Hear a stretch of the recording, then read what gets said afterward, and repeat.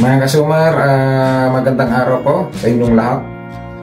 Mga kasumar, ang pag-uusapan po natin ngayon ay tungkol sa sinasabi nilang engagement.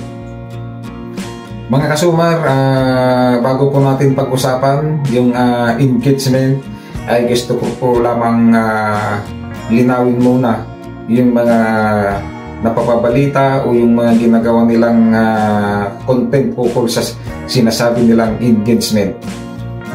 Mga kasumar, yung ating napapanood mula sa mga ibang content creator na yung sinasabi nilang engagement ay yung panunood ng video ng ibang content creator. Ang sabi nila, kailangan mo daw tapusin yung video na pinapanood mo para magkaroon ka ng engagement.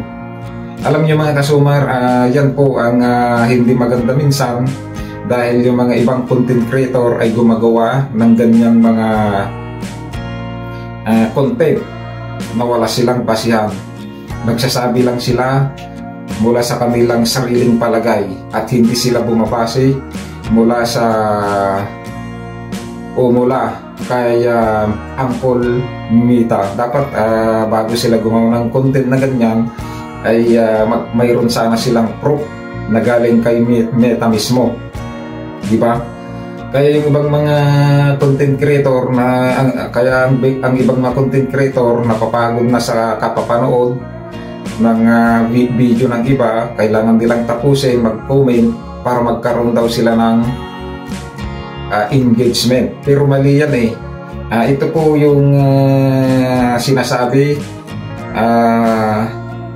ni Meta. Ay makikita po ninyo sa ating tapat yung sinasabi ni Meta. Ito po yun. What is social engagement? Engagement refers to action people can take on the content you share across Meta technologies, like, shares, comments, video, views, or follows, and can help increase your organic reach. Yan po yung sinasabi mga kasumar. Dito naman po sa Tagalog, ano ang pakikipag-ugnayan sa lipunan? Ang pakikipag-ugnayan ay tumutukoy sa mga pagkilos na maaring gawin ng mga tao sa nilalamang ibinahagi mo sa mga teknolohiya ng Meta.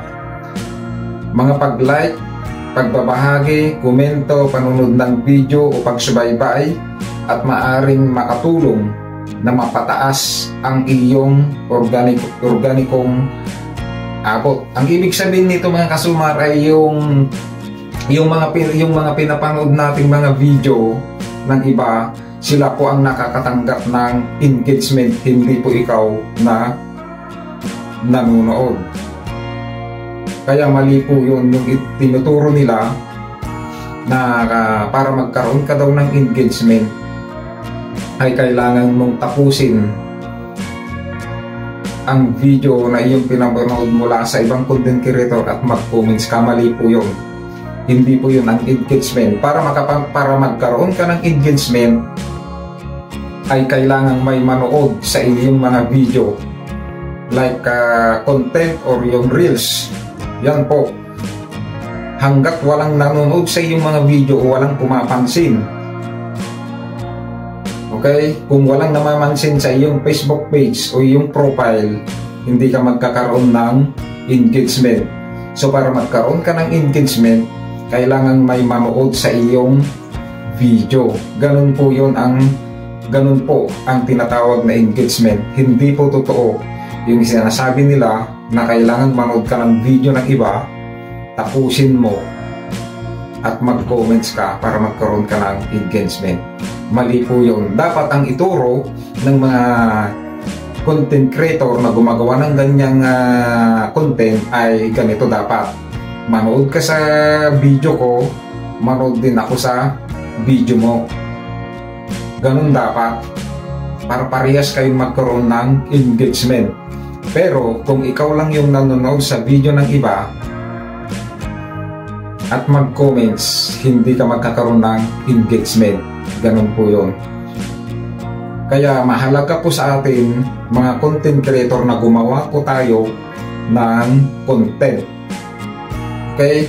Gumawa kayo ng content.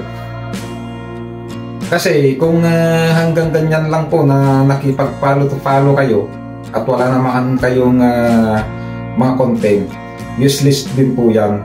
Kaya mahalaga yung content. Kung wala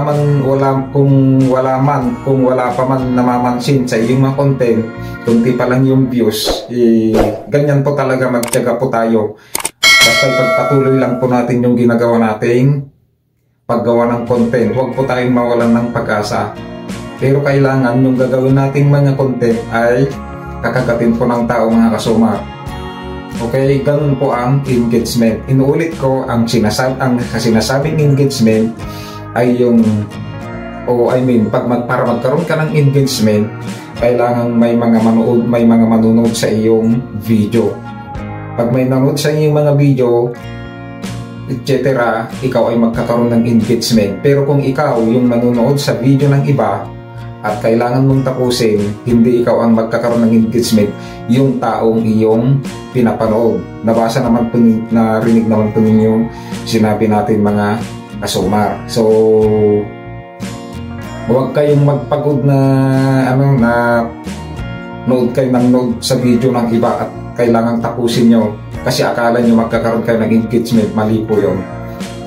Okay, inuulit ko, saka lang kayo magkaroon ng engagement kung may mga nanonood sa inyong mga video, long video o reels. Okay, pero kung walang namamansin sa iyong mga video o reels, hindi ka magkakaroon ng engagement. Mga kasumar, yan po ang tama. Nabasa naman po natin kanina, meron po tayong proof na nandyan sa ating harapan, yung sinasabi ni Meta. So good luck po sa ating mga kasumar. Ituloy-tuloy lang po ninyo yung paggawa ng inyong mga content. Huwag po kayong mawalan ng pag-asa. Okay, tuloy-tuloy lang po tayo.